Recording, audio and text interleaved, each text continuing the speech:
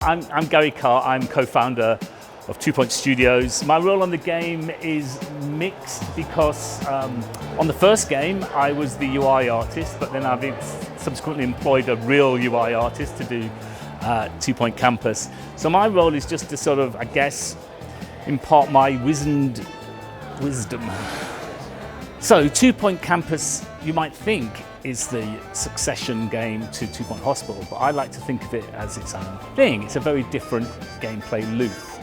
Unlike Hospital, where you effectively farm illness, in Campus you are nurturing young people into the real world of education and making decisions for themselves. They've moved out of their homes, they're living on their own for the first time, they're going to meet new people, form new friends groups, develop as people. So it's your role to sort of nurture that and hopefully educate them so they come out with a decent grade. So it's a very different gameplay mechanic.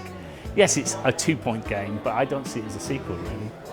So Mark Webley and myself were obviously original members of Bullfrog, and we made a lot of little people games, whether it was Powermonger, Populous, Theme Park, Theme Hospital, those kind of games are part of our heritage.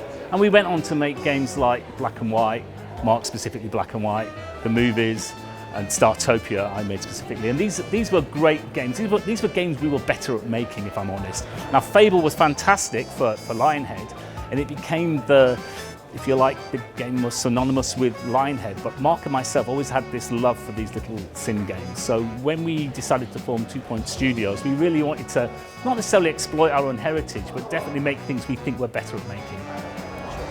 So it's great being here at WASD today because I'm seeing, for the first time in a few years, fresh new devs.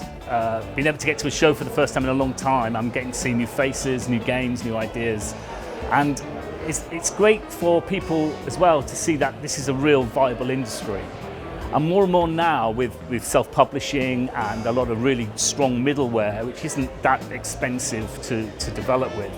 There's a real opportunity to build ground-up businesses with not a lot of money or people. So I think it's fantastic to see these games. In fact, the hall over there, which is all the indie stuff, I would say is the most populated hall. And that's what it should be. That's the breeding ground for the future.